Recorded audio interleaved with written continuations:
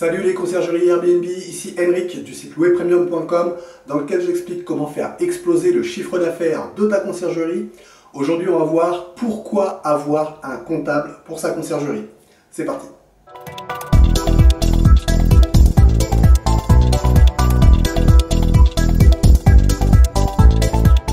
Juste avant de commencer, je t'invite à cliquer sur le bouton s'abonner qui se trouve juste en dessous et à activer les notifications afin d'être informé de toutes mes prochaines vidéos sur la conciergerie Airbnb. Également, je t'invite dès maintenant à me laisser un pouce bleu afin de me motiver à te laisser toujours plus de vidéos, toujours plus de conseils sur la conciergerie Airbnb. Alors, pourquoi avoir un comptable pour sa conciergerie Airbnb ? Alors effectivement, tu le sais, moi je conseille toujours, si tu veux lancer ta conciergerie Airbnb sans risque et le plus rapidement possible, de créer une micro-entreprise. Alors l'avantage justement de la micro-entreprise, en tout cas l'un des avantages, c'est que tu n'as pas besoin d'avoir une gestion comptable par un comptable externe justement. Tu n'as pas besoin d'avoir cette comptabilité poussée. Alors il faut quand même que tu aies une comptabilité bien évidemment, mais tu n'as pas besoin de sortir des bilans à la fin de l'année et d'avoir toutes les démarches que les entreprises, que les sociétés peuvent avoir en termes de contraintes. Pour autant, à partir du moment où ta conciergerie va vraiment grossir, alors il y a deux cas finalement, c'est que ta conciergerie grossit et donc tu dépasses les fameux plafonds qui te permettent de fonctionner en micro-entreprise. Donc à partir du moment où tu les dépasses, eh bien tu vas devoir changer tes statuts. Et potentiellement, tu vas opter pour un ou autre de statut. Alors, ce n'est pas l'objet de cette vidéo de choisir quel statut, mais voilà, les différents statuts qui peuvent être à ta disposition. Ça peut être l'entreprise individuelle au réel. Ça peut être l'EURL, l'entreprise unipersonnelle à responsabilité limitée. Ça peut être une SARL, donc ça peut être une SAS, une SASU. Enfin bref, voilà, tu as plusieurs types de sociétés qui sont possibles. Et ces types de sociétés, par contre, demandent effectivement d'avoir une comptabilité poussée avec la publication de bilans, etc. Donc ça, c'est si tu dépasses le plafond. L'autre cas qui peut éventuellement arriver, c'est que dans ta conciergerie, à un moment donné, tu as décidé de lancer également une prestation en sous-location. Alors j'en parle aussi dans d'autres vidéos, de la sous-location, donc je n'entre pas dans le détail. L'idée, c'est juste que ta société devient locataire des lieux, de l'appartement ou du bien, et elle va ensuite finalement sous-louer en location courte durée à des voyageurs de passage ou en bail mobilité, peu importe. L'idée c'est vraiment d'utiliser des stratégies haut rendement finalement pour louer plus cher que ce que toi tu loues auprès de ton propriétaire. Et quand tu vas faire ça, bien évidemment, moi sur la sous-location, je ne recommande pas d'être en micro-entreprise tout simplement parce que la micro-entreprise ne te permet pas de déduire tes charges. Or, en sous-location, eh bien, tu vas avoir beaucoup de charges finalement. Certes, tu vas générer énormément de chiffre d'affaires, mais tu vas aussi avoir beaucoup de charges. Et notamment une charge importante qui va être récurrente et qui sera la majoritaire parmi tes charges, eh bien, c'est le loyer. Et donc, tu vois bien que si tu déclares ton chiffre d'affaires à 100% et que tu es en micro-entreprise et que tu te fais imposer sur 100% de ce chiffre d'affaires, tu vois bien que c'est pas très optimisé, tu vas payer énormément d'impôts. Alors que tu pourrais optimiser ça en passant dans un modèle de société à l'IS. Donc c'est pour ça que si jamais tu fais de la sous-location dans ta conciergerie, je t'invite fortement à passer plutôt en société. À mon sens, c'est beaucoup plus optimisé. Alors, je tiens tout de suite à préciser que je ne suis pas comptable, je ne suis pas juriste, donc je ne suis pas habilité à donner des conseils juridiques ou fiscaux par rapport à tout ça. Là, ici, je te partage tout simplement mon expérience d'entrepreneur avec mon point de vue d'entrepreneur, ce n'est que mon point de vue. Si tu veux vraiment des conseils adaptés à ta situation par rapport à tout ça, bien évidemment, tu vas voir un juriste ou un comptable qui pourra t'éclairer de manière personnalisée par rapport à ton projet. Alors, évidemment, tu vas devoir, comme je le disais, donc passer en société parce que tu fais de la sous-location professionnelle, parce que tu as dépassé les plafonds. Et à partir de ce moment-là, eh bien, tu auras besoin d'un comptable. Du coup, la question c'est, mais finalement, quel comptable je vais prendre? Parce qu'il y a une offre qui est pléthorique, il y a énormément d'offres de comptables pour les sociétés, mais tous n'ont pas la même qualité, tous n'ont pas les mêmes expertises, tous n'ont pas la même façon de travailler. Alors par exemple, il peut y avoir des comptables en ligne, il peut y avoir des comptables en physique, je dirais.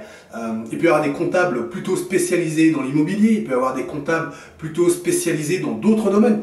Donc du coup, toi, tu dois vraiment choisir ton comptable qui soit adapté à ta situation. Alors nous, c'est vrai qu'on est dans la conciergerie, la prestation de service, et éventuellement la sous-location si jamais tu en pratiques. Donc très clairement, il va falloir trouver un comptable qui est déjà habitué finalement à la location courte durée. Globalement, c'est quand même ça.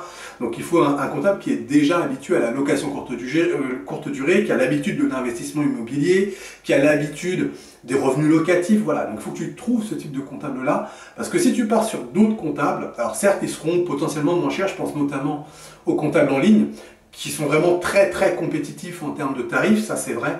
Par contre, c'est pas sans inconvénient. Alors, on va parler, je viens de parler finalement de l'avantage du comptable en ligne, c'est son prix très clairement. Par contre, l'inconvénient majeur des comptables en ligne, à mon sens, c'est le manque de conseils ou plutôt les conseils personnalisés qui vont être systématiquement facturés. Autrement dit, si tu as besoin de quoi que ce soit, ça sera facturé et là tu le paieras au prix fort.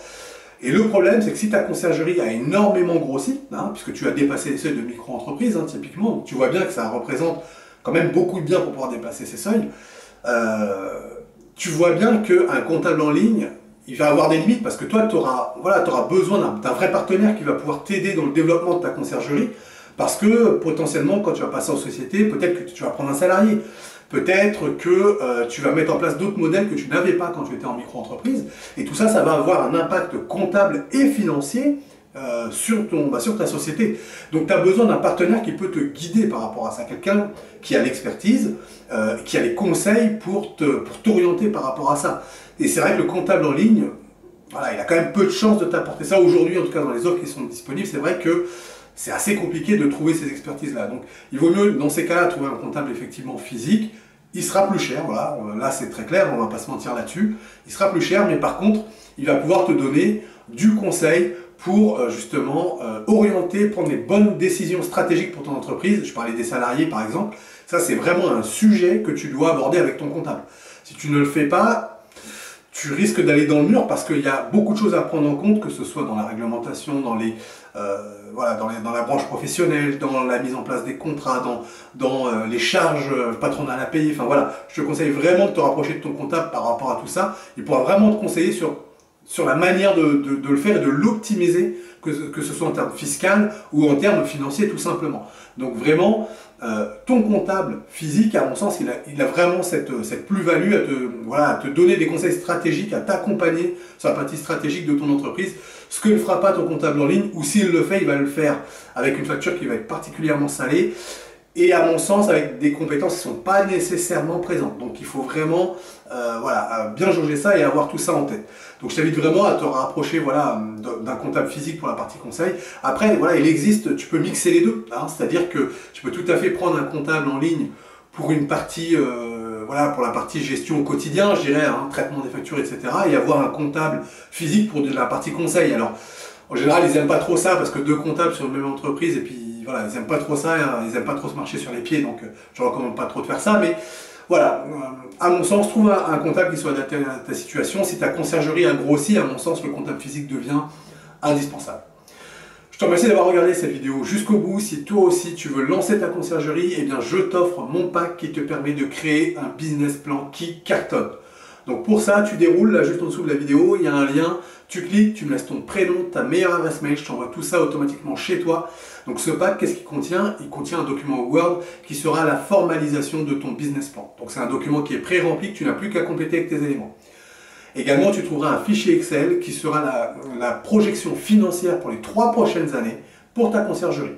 Et enfin, tu trouveras un guide PDF qui t'explique étape par étape, pas à pas, ce que tu vas devoir faire, quel type d'études tu vas devoir mener pour compléter ce business plan. Bon, le mieux, c'est que je te laisse cliquer sur le lien qui se trouve juste en dessous et je te retrouve tout de suite de l'autre côté.